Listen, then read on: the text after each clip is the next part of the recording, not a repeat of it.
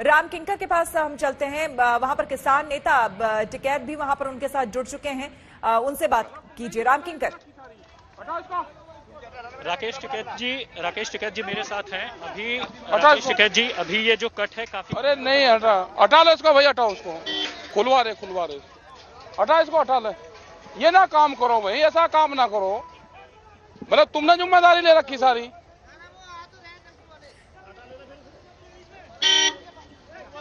अभी कई घंटों तक ये कट जाम रहा। कोई जाम नहीं। तो श्वेता, आपने देखा कि खुद राकेश टिकैत यहाँ पर पहुंचे हैं, बाकायदा वो इंटरवीन कर रहे हैं। बिल्कुल यही बात हम कह भी रहे थे राम किंकर कि दरअसल किसान यहाँ पर आंदोलन जरूर कर रहे हैं, लेकिन किसी तरह की असुविधा ना हो इसका भी पूरा वो ध्यान रख रहे हैं। और लगातार आक्रोश भी, क्योंकि देखिए बहुत तरह से खबरों में देखिए कई तरह की खबरें सामने आती हैं, लेकिन लगातार आज तक जो है बेहद निष्पक्ष रूप से खबर दिखाता रहा है। और ग्राउंड पर आप लोगों की मौजूदगी भी लगातार ये बताती रही है कि जो वहां पर हो रहा है एग्जैक्टली वही हम बताने और दिखाने की कोशिश कर रहे हैं। आपने खुद अभी तस्वीरों में देखा कि राकेश टिकैत खुद यहां पर आए और यहां पर जो जाम लगाने की कोशिश कुछ लोगों ने की थी। राम किंकर बताएं, वहां पर हम देख रहे हैं कि ट्रैक्टर को हटाया जा रहा है। बिल्कुल श्वेता, और स्थिति अभी यही है। खुद राकेश टिकैत, अब आप देखिए कि ट्रैक्टर के स्टीयरिंग पर बैठ चुके हैं, खुद स्टीयरिंग उन्होंने संभाल ली है और साफ तौर पर कहा है कि ऐसी किसी भी तरह की असुविधा या किसी भी कट के जो बंद करने का भी निर्णय कुछ युवाओं के जरिए लिया गया था और काफी संख्या में लोग बैठ गए थे, वो न बैठे और खुद वो मध्यस्थता कर रहे हैं ताकि यहाँ पर इस ट्रैक्टर को हटाया जाए और ताकि जो ट्रैफिक है वो सुचारू रूप से चल सके।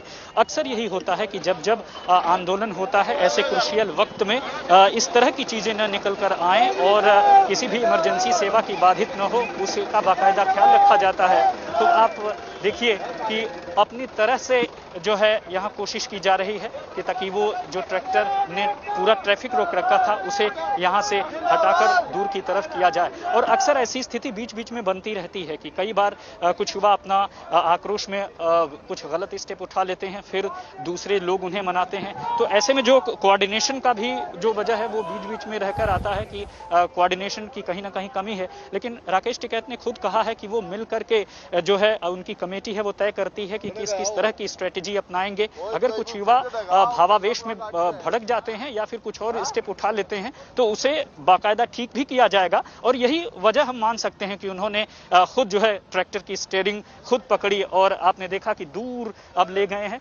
और जिस जगह पर मैं खड़ा हूं ये वो पॉइंट है जहां पे दिल्ली से आने वाला ट्रैफिक और साथ ही साथ तमाम एम्बुलेंसेस जो है गाजियाबाद को कनेक्ट करती हैं। और अब जो नेशनल हाईवे यानी कि जो नेशनल हाईवे 9 है जो कि दिल्ली से मेरठ को जोड़ता है वो पूरी तरह से ब्लॉक है पिछले 30 दिन से। लेकिन ये कट खुला हुआ था। आज 31वें दिन यहाँ पर ये हुआ कि कुछ प्रदर्शनकारी बैठ गए, लेकिन अब आपने खुद देखा कि किस तरह से राकेश टिकैत जो है, जरा देखिए कि दूर ट्रैक्टर पर बैठ करके बाकायदा चले जाते हैं। और एक अच्छा आंदोलन अपने आप में यही कहा जाता है कि जब कोई नेता बैठता है एक आवाज में अगर वो अपनी बात कहता है तो सारे उठ खड़े होते हैं और सारे चले जाते हैं।